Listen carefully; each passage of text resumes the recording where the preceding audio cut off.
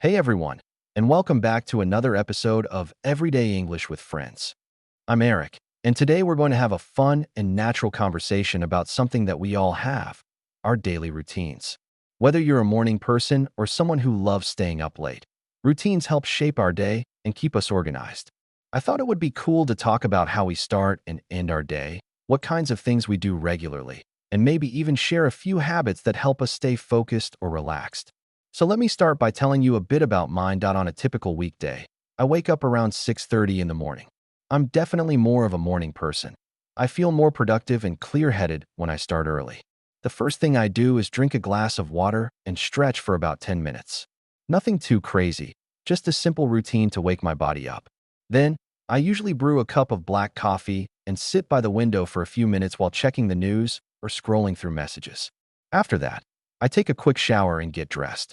I like to dress comfortably but still look presentable since I work from home most days. Breakfast is super important for me, so I never skip it. I usually have scrambled eggs with toast or sometimes oatmeal with bananas and honey, something simple but filling. By 8 a.m., I'm at my desk, ready to start work. I do remote IT support, so my mornings are usually packed with emails, virtual meetings, and solving tech issues. I try to take short breaks every hour to stretch or walk around a bit. Around noon, I prepare lunch, usually something quick like a chicken wrap or a salad. After lunch, I either continue with work or use the time to study or work on side projects. My workday usually ends around 5 or 6 p.m. In the evenings, I like to disconnect from screens for a while. I go for a walk in the park near my apartment or do a bit of yoga if the weather's bad. Dinner is usually around 7:30 p.m., and I keep it light, maybe pasta, grilled vegetables, or soup. After dinner, I'll read a book, watch a series, or listen to music to wind down. I try to be in bed by 10:30, but sometimes I scroll on my phone way too long before falling asleep. It's not perfect, but it works for me. What about you, Emma? I'm curious to hear how your daily routine compares to mine.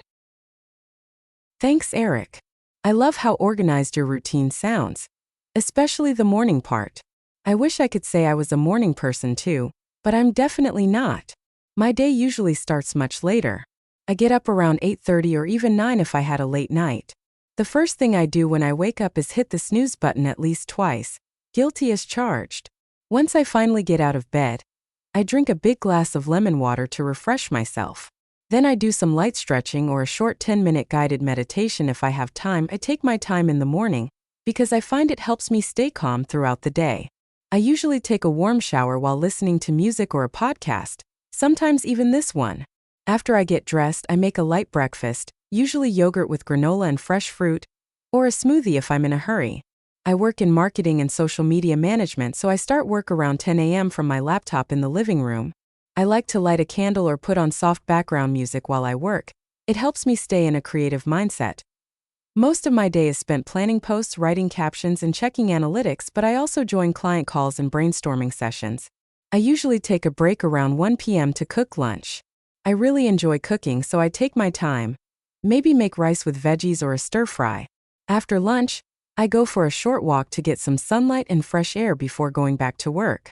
I try to finish by 6 p.m., but if I'm on a creative roll, I might keep going until 7. Evenings are my favorite part of the day. I usually make dinner while listening to an audiobook, then relax on the couch with a cup of herbal tea. I love watching documentaries or catching up on a series. Around 9:30, I start getting ready for bed. Skincare routine, a bit of journaling, and sometimes I light incense or play soft ambient music to help me sleep. I try to be in bed before midnight, but honestly, that doesn't always happen. Still, I do my best to stick to some kind of rhythm. Eric, do you have any evening habits that really help you relax or prepare for the next day? That's really interesting, Emma. I think it's great how you create a relaxing environment for your work and evenings, like using music, candles, and tea to unwind. I do have a few habits that help me mentally close the day. One thing I've started doing recently is writing down a short to-do list for the next day before I go to bed. It helps me feel more in control and less anxious when I wake up. I also keep a notebook by my bed where I jot down anything I'm grateful for that day, just 3 quick things.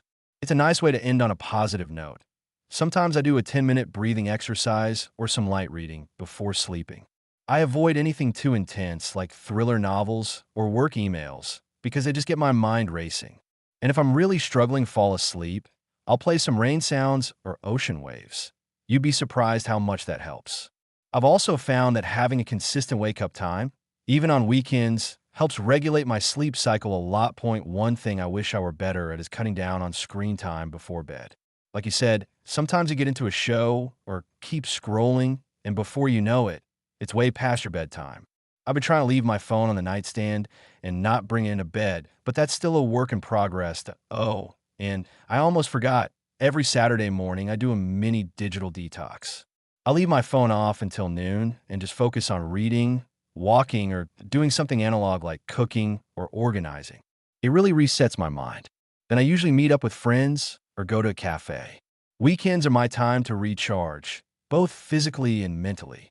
So yeah, while I try to keep a consistent routine during the week, I definitely allow myself to relax and go with the flow a bit more on the weekends.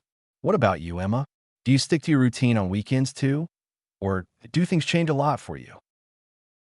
That's such a good idea. Eric, I love the concept of a mini digital detox. I think I might try that this weekend. As for my weekends, they definitely look a bit different from my weekdays. I let myself sleep in, usually until 9:30 or 10 a.m., and I don't feel guilty about it. Weekends are my slow, self-care days. I usually start with a homemade brunch, pancakes, avocado toast, or a veggie omelet.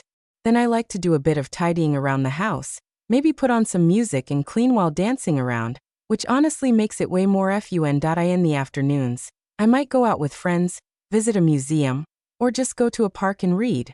I try to stay off my phone as much as I can, unless I'm using it to take photos or listen to music. On Sunday evenings, I like to plan the week ahead. I go through my planner, check appointments or deadlines, and set a few goals for the week. It really helps me feel more grounded and ready to jump into Monday. I also use Sunday evenings for deeper self-care, like doing a face mask, journaling more thoughtfully, or catching up on a book I've been reading. Sometimes I even take a warm bath with essential oils, which is the ultimate reset for me. Then I wind down with some relaxing music or a gentle yoga flow. It's all about recharging. One thing I've noticed is how helpful it is to stay consistent, even just a little bit. You don't have to be rigid, but having some kind of structure makes such a difference. It gives your brain a rest from decision fatigue and helps you feel more balanced. So while I do enjoy the freedom of the weekend, I always come back to certain habits that make me feel centered.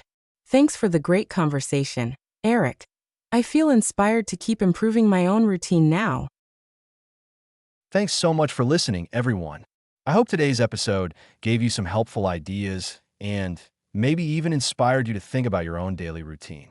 Whether you're a morning person or a night owl, the important thing is finding habits that work for you. Don't forget to follow the podcast for more everyday English and real conversations. Until next time, take care, stay consistent, and keep learning. Bye.